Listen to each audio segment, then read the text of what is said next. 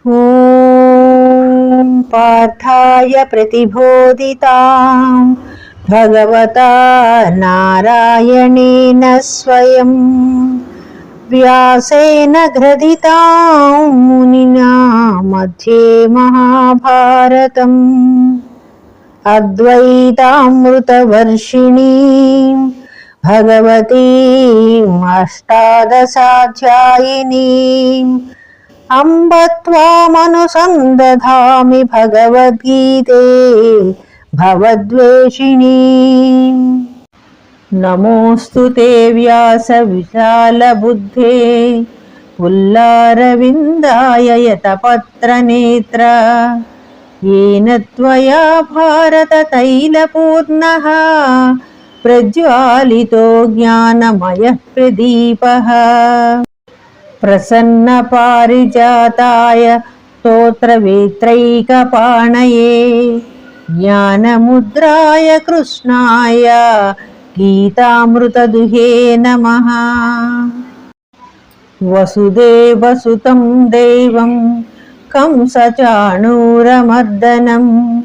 देवकी परमानन्दं कृष्णं वन्दे जगद्गुरुम्।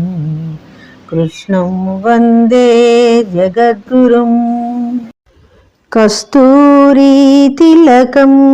ललाटफलके वक्षस्थले कौस्तुभं नासाग्रे नवमौक्तिकं करतले वेणुं करे कङ्कणम् सर्वांगे हरिचन्दनं च कलयन् कण्ठे च मुक्तावली गोपस्त्रीपरिवेष्टितो विजयते गोपालचूडामणि विजयते गोपालचूडामणि। యవ్వనిచే జనించు జగమవ్వని లోపల నుండు లీనమై యవ్వని ఎందుడిందు పరమేశ్వరుడెవ్వడు మూల కారణంబెవ్వడు అనాది మధ్యలయుడెవ్వడు సర్వము తానైన వాడెవ్వడు వాని నాత్మభౌ ఈశ్వరునే శరణంబు వేడెదన్। ఓం శ్రీకృష్ణ పరబ్రహ్మణే నమః। నారాయణం నమస్కృత్య నరం చైవ నరోత్తమం దేవీం సరస్వతీం వ్యాసం తతో జయముదీరయేత్। శ్రీమద్భగవద్గీత అథ ప్రథమోధ్యాయః అర్జున విషాదయోగః। ధృతరాష్ట్రోవాచ ధర్మక్షేత్రే కురుక్షేత్రే సమవేతాయుత్సవః మామకాః పాండవాశ్చైవ కిమకుర్వత సంజయ। ధృతరాష్ట్రుడు పలికాడు, ఓ సంజయ, యుద్ధ సన్నద్ధులై ధర్మక్షేత్రమైన కురుక్షేత్రానికి చేరి ఉన్న నా కుమారులను పాండురాజు కుమారులను ఏమి చేశారు? సంజయోవాచ దృష్ట్వా తు పాండవానీకం వ్యూఢం దుర్యోధనస్తదా ఆచార్యముపసంగమ్య రాజా వచనమబ్రవీత్। సంజయుడు పలికాడు, ఆ సమయంలో రాజైన దుర్యోధనుడు వ్యూహరచనతో యుద్ధానికి మొహరించి ఉన్న పాండవ సైన్యాన్ని చూసి ద్రోణాచార్యుని దగ్గరికి వెళ్ళి ఇలా అన్నాడు, పశ్యైతాం పాండుపుత్రాణం ఆచార్య మహతీం చ మాం వ్యూఢాం ద్రుపదపుత్రేణ తవ శిష్యేణ ధీమతా। ఓ ఆచార్య, బుద్ధిమంతుడైనటువంటి మీ శిష్యుడును ద్రుపదపుత్రుడును అయిన దృష్టద్యుమ్నునిచే వ్యూహాత్మకముగా నిలపబడిన పాండవుల ఈ మహాసైన్యాన్ని చూడండి. అత్ర శూరా మహేశ్వాస భీమార్జున సమాయుధి యుధానో విరాటస్య ద్రుపదస్య మహారథః దృష్టకేతుచ్ఛేకితానః కాశీరాజస్య వీర్యవాన్ ఉరుజిత్ కుంతి భోజస్య సైభ్యస్య నరపుంగవః యుధామన్యుస్య విక్రాంత ఉత్తమౌజస్య వీర్యవాన్ సౌభద్రో ద్రౌపదేయాస్య సర్వ ఏవ మహారథాః. ఈ సేనలలో ధనుర్ధారులైన గొప్ప యోధులున్నారు. వారిలో సాత్యకి, విరాటుడు, మహారథి అయిన ద్రుపద మహారాజు, దృష్టకేతు, చేకితానుడు, వీరుడైన కాశీరాజు, పురుజిత్తు, కుంతిభోజుడు, నరశ్రేష్ఠుడైన శైభ్యుడు, పరాక్రమవంతుడైన యుధామన్యుడు, వీరుడైన ఉత్తమౌజుడు, సుభద్రాపుత్రుడైన అభిమన్యుడు, ద్రౌపది యొక్క 5 కుమారులు ఉన్నారు. వీరందరూ మహారథులు, శౌర్యమున భీమార్జున సమానులు. అస్మాకం తు విశిష్టాయే తాన్నిబోధ ద్విజోత్తమా నాయకా మమ సైన్యస్య సంజ్ఞార్థం తాన్ బ్రవీమితే. ఓ బ్రాహ్మణోత్తమ, మన పక్షంలో ఉన్నటువంటి ప్రధాన యోధులను కూడా గమనించు. మీ ఎరుక కొరకు మన సేనానాయకులను కూర్చి తెలుపుతున్నాను, వినండి.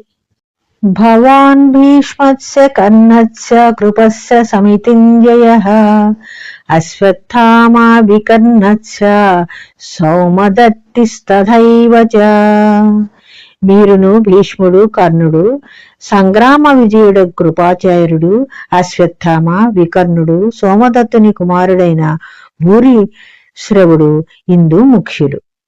అన్యే చ బహవః శూరా మదర్థే త్యక్తజీవితాః నానాశస్త్ర ప్రహరణాః సర్వే యుద్ధ విశారదాః.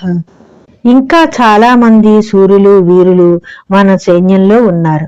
వీరందరూ యుద్ధ విశారదులే, నానా శస్త్రధారులు. నా కొరకు తమ ప్రాణాలను ఒడ్డి అయినను యుద్ధం చేయటానికి సిద్ధంగా ఉన్నారు.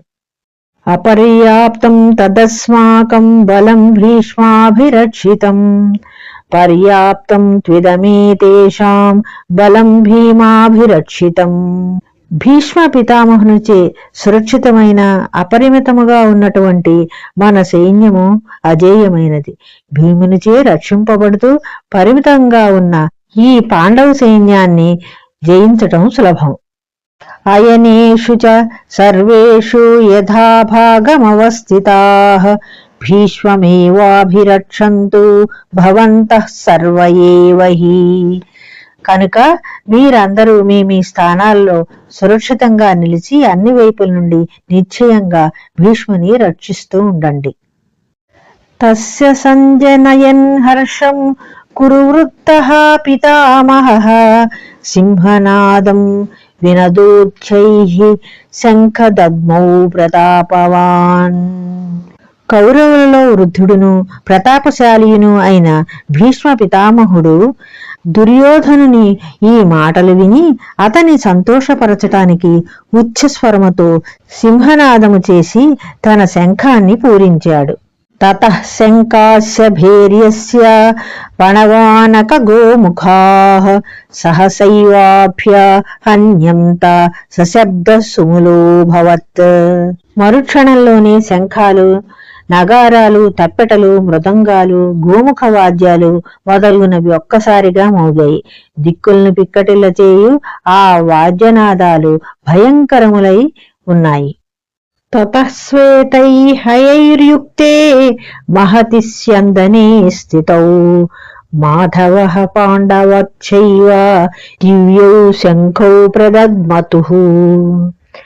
తర్వాత శ్వేతాశ్వములను పూంచిన మహారథంపై ఆసీనులయ్యున్న కృష్ణార్జునులు తమ దివ్య శంఖాల్ని పూరించారు. పాంచజన్యం హృషీకేశో దేవదత్తం ధనంజయః ప్రౌఢం దద్మౌ మహాశంఖం భీమకర్మా వృకోదరః. శ్రీకృష్ణుడు పాంచజన్యాన్ని, అర్జునుడు దేవదత్తం అనే శంఖాన్ని పూరించారు. అరివీర భయంకరుడైన భీముడు పౌండ్రం అనేటువంటి మహాశంఖాన్ని పూరించాడు. అనంత విజయం రాజా కుంతీపుత్రో యుధిష్ఠిరః నకులః సహదేవత్స సుఘోషమణి పుష్పకౌ. కుంతీపుత్రుడును రాజును అయినటువంటి యుధిష్ఠిరుడు అనంత విజయం అనేటువంటి శంఖాన్ని, నకుల సహదేవులు సుఘోషమ మణిపుష్పాలనేటువంటి శంఖాలను పూరించారు. కాస్యస్య పరమేశ్వాసః శిఖండీ చ మహారథః దృష్టద్యుమ్నో విరాటస్య సాత్యకీచ్ఛా పరాజితః ద్రుపదో ద్రౌపదేయాస్య సర్వశః పృథివీపతే సౌభద్రస్య మహాబాహుః శంఖాన్ దద్ముః పృథక్ పృథక్. ఓ రాజా, మహాధనుర్ధారి అయిన కాశీరాజు, మహారథుడైన శిఖండి, దృష్టద్యుమ్నుడు, విరాటరాజు, అజేయుడైన సాత్యకి, ద్రుపద మహారాజు, ద్రౌపది యొక్క 5 కుమారులు, భుజబలశాలియు సుభద్రాపుత్రుడు అయినటువంటి అభిమన్యుడు తమ తమ శంఖాలను వేరువేరుగా పూరించారు. సఘోషోధార్తరాష్ట్రాణం హృదయాని వ్యదారయత్ నభస్య పృథివీం చైవ తుములో వ్యనునాదయన్. పాండవపక్ష మహాయోధుల శంఖ నినాదాలకు భూమాకాశాలు దద్దరిల్లాయి. ఆ శంఖారావాలకు ధార్తరాష్ట్ర హృదయాలు కకావికాలాలు అయిపోయాయి. అథ వ్యవస్థితాన్ దృష్ట్వా ధార్తరాష్ట్రాన్ కపిధ్వజః ప్రవృత్తే శస్త్ర సంపాతే ధనురుద్యమ్య పాండవః హృషీకేశం తదా వాక్యం ఇదమాహ మహీపతే.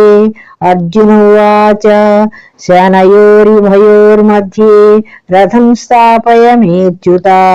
ఓ ధృతరాష్ట్ర మహారాజా, తర్వాత యుద్ధానికై నడువు బిగించి సమర సన్నద్ధులై ఉన్న ధార్తరాష్ట్రులను చూసి కపిధ్వజుడైన అర్జునుడు ధనుస్సును పైకెత్తి శ్రీకృష్ణుడితో ఈ విధంగా అన్నాడు: ఓ అచ్యుత, నా రథాన్ని ఉభయ సేనల మధ్య నిలుపు.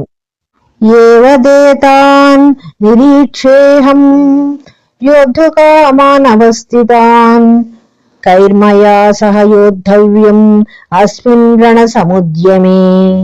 రణరంగమునందు యుద్ధాభిలాషులై నిలిచి ఉన్నటువంటి ప్రతిపక్ష వీరులందరినీ బావుగా పరిశీలించేంత వరకును, వారిలో ఎవరితో నేను యుద్ధం చేయవలసి ఉందో గమనించేంత వరకు రథాన్ని నిలిపి ఉంచుము. యోత్స్యమానానవేక్షేహం యా ఏతేత్ర సమాగతాః ధార్తరాష్ట్రస్య దుర్బుద్ధేః యుద్ధే ప్రియచికీర్షవః. దుర్బుద్ధి అయినటువంటి దుర్యోధనకు ప్రియమును కూర్చుటకై యుద్ధమున పాల్గొనదలచి వచ్చి ఉన్నటువంటి రాజులను అందరినీ ఒకసారి పరికిస్తాను. సంజయోవాచ ఏవముక్తో హృషీకేశో గూఢాకేశన భారత సేనయోర్యుభయోర్मध्ये స్థాపయిత్వా రథోత్తమం భీష్మద్రోణ ప్రముఖతః సర్వేషాం చ మహీక్షితాం ఉవాచ పార్థ పశ్యైతాన్ సమవేతాన్ కురూనితి. సంజయుడు అన్నాడు: ఓ ధృతరాష్ట్ర, అర్జునుని కోరిక మేరకు శ్రీకృష్ణుడు ఆ దివ్యరథాన్ని భీష్మ ద్రోణులకును ఆ పక్షమునందలి మహారాజులందరికీ ఎదురుగా ఉభయ సేనల మధ్య నిలిపాడు. తర్వాత అతడు అర్జునుడితో, పార్థ, ఇక్కడ సమావేశమైన ఈ కౌరవ వీరులందరినీ పరిశీలించు అని చెప్పాడు. తత్రాపశ్య స్థితాన్ పార్థః పితॄనథ పితామహాన్ ఆచార్యాన్ మాతులాన్ భాతృన్ పుత్రాన్ పౌత్రాన్ సఖీంస్తథా శిశురాన్ సుహృదచ్చైవ సేనయోర్యుభయోరపి. తాన్ సమీక్ష్య స కౌంతేయః సర్వాన్ బంధూనవస్థితాన్. తర్వాత అర్జునుడు ఆ ఉభయ సేనలందు చేరియున్న పెదతండ్రులను, పినతండ్రులను, తాత ముత్తాతలను, గురువులను, మేనమామలను, సోదరులను, పుత్రులను, పౌత్రులను, మిత్రులను, పిల్లనిచ్చిన మామలను, మున్నగు ఆత్మీయుల్ని చూశాడు. అర్జునోవాచ దృష్ట్వేమం స్వజనం కృష్ణా యుయుత్సుం సముపస్థితం సీదంతి మమ గాత్రాణి ముఖం చ పరిశుష్యతి వేపదుస్స శరీరే మే రోమహర్షస్య జాయతే. అర్జునుడు పలికాడు, ఓ కృష్ణ, సమరోత్సాహంతో రణరంగమున నిలిచి ఉన్న ఈ స్వజన సమూహాన్ని చూసి నా అవయవాలన్నీ శిథిలాలవుతున్నాయి. నోరెండిపోతోంది. శరీరంలో వణుకు గగురుపాటు కూడా కలుగుతున్నాయి. గాంధీవం స్రంసతే హస్తాత్ త్వక్చైవ పరిదహ్యతే నచ శక్నోమి అవస్థాతుం భ్రమతీవ చ మే మనః. గాంధీవం చేతిలోంచి జారిపోతోంది. చర్మం తపించిపోతోంది. మనస్సు భ్రమకు గురైనట్లు అనిపిస్తోంది. కనుక ఇక్కడ నేను నిలబడలేకపోతున్నాను. నిమిత్తాని చ పశ్యామి విపరీతాని కేశవ నచ శ్రేయోను పశ్యామి హత్వా స్వజనమాహవే. ఓ కృష్ణ, పెక్కు అపశముక్కునాలు నాకు కనిపిస్తున్నాయి. యుద్ధంలో బంధుజనాల్ని చంపడం చేత శ్రేయస్సు కలుగుతుందని నాకు అనిపించటం లేదు. నకాంక్షే విజయం కృష్ణ నచ రాజ్యం సుఖాని చ కిం నో రాజ్యేన గోవింద కిం భోగైర్జీవితేన వా. ఓ కృష్ణ, నాకు విజయం కాని రాజ్యం కాని సుఖాలు గాని అక్కర్లేదు. ఓ గోవింద, ఈ రాజ్యం వల్ల కాని ఈ భోగాల వల్ల కాని ఈ జీవితం వల్ల కాని ప్రయోజనం ఏమిటి? ఏషామర్థే కాంక్షితం నో రాజ్యం భోగాః సుఖాని చ తాయిమేవ స్థితా యుద్ధే ప్రాణాః త్యక్త్వా ధనాని చ. మనం ఎవరి కోసం ఈ రాజ్యాన్ని భోగాల్ని సుఖాల్ని కోరుకుంటున్నామో వారే ధన ప్రాణాల ఎడల ఆశలు వదులుకొని యుద్ధానికి వచ్చారు కదా. ఆచార్యాః పితరః పుత్రాస్తథైవ చ పితామహః మాతులాః శ్వశురాః పౌత్రాః శ్యాలాః సంబంధినస్తథా. గురువులు, తండ్రులు, తాతలు, కొడుకులు, మనమలు, మేనమామలు, మామలు, బావమరుదులు, ఇతర బంధువులు మొదలగు వాళ్ళంతా ఇక్కడికి వచ్చారు. ఏతాన్న హంతుమిచ్ఛామి ఘ్నతోపి మధుసూదన అపి త్రైలోక్య రాజ్యస్య హేతోః కిం ను మహీకృతే. ఓ మధుసూదన, ముల్లోకాధిపత్యం కొరకై నేను ఎవ్వరినీ చంపను. ఇహ ఈ భూమండల విషయమై చెప్పాలా? అలాగే వీరిలో ఎవరైనా నన్ను చంపాలనుకుంటే నేను మాత్రము వీరిని చంపను. నిహత్య రాష్ట్రాన్నః కా ప్రీతిః స్యాద్ జనార్దన పాపమేవాశ్రయేదస్మాన్ హత్వైతానాతతాయినః. ఓ జనార్దన, ఈ ధృతరాష్ట్ర పుత్రులను చంపి మనము ఏం పాముకుంటాము? ఈ దుష్టులను చంపటం వల్ల మనకు పాపమే కలుగుతుంది. తస్మాన్నార్హ వయం హంతుం ధార్తరాష్ట్రాన్ స్వబాంధవాన్ స్వజనం హి కథం హత్వా సుఖినః శ్యామ మాధవ. కాబట్టి ఓ మాధవ, మన బంధువులైన ఈ ధాతరాష్ట్రులను చంపటం మనకు తగదు. స్వజలను చంపినా మనకు సుఖం ఎలా వస్తుంది? యద్యప్యేతే నపశ్యంతి లోభోపహత చేతసః కులక్షయ కృతం దోషం మిత్రద్రోహే చ పాతకం కథం నాజ్ఞేయమస్మాభిః పాపాదస్మాన్ నివర్తితుం కులక్షయ కృతం దోషం ప్రపశ్యద్భిః జనార్దన. లోభం చేత భ్రష్టచిత్తులైన వీరు కులక్షయం వల్ల కలిగే దోషాలను, మిత్రద్రోహం వల్ల వచ్చేటువంటి పాపాలను చూడకుంటే, ఓ జనార్దన, కులనాశనం వల్ల కలుగు నష్టాలను ఎరిగిన మనము ఈ పాపాలకు దూరంగా ఉండటానికి ఎందుకు ఆలోచింపకూడదు? కులక్షయే ప్రణశ్యంతి కులధర్మాః సనాతనాః ధర్మే నష్టే కులం కృష్ణం అధర్మోభిభవత్యుత. కులక్షయం వల్ల సనాతనాలైన కులధర్మాలన్నీ నశిస్తాయి. ధర్మము అంతరించిపోయినప్పుడు కులాల్లో అంతటా పాపమే వ్యాపిస్తుంది. అధర్మాభిభవాత్ కృష్ణ ప్రదుష్యంతి కులస్త్రియః స్త్రీషు దుష్టాసు వార్ష్ణేయ జాయతే వర్ణసంకరః. ఓ కృష్ణ, పాపం పెరిగిపోయినప్పుడు కులస్త్రీలు మిక్కిలి దూషితులు అవుతారు. ఓ వార్ష్ణేయ, స్త్రీలు దూషితులు అయితే వర్ణ సంకరము ఏర్పడుతుంది. సంకరో నరకాయైవ కులజ్ఞానాం కులస్య చ పతంతి పితరో హేషాం లుప్తపిండోదక క్రియాః. వర్ణ సంకరము కులఘాతుకులను, కులాన్ని నరకమునందు పడవేస్తుంది. శార్ధతర్పణాలు లోపించటం వలన వారి పితరులు అధోగతి పాలు అవుతారు. దోషైరేతైః కులజ్ఞానాం వర్ణసంకరకారకైః ఉత్సాద్యంతే జాతిధర్మాః కులధర్మాస్య శాశ్వతాః.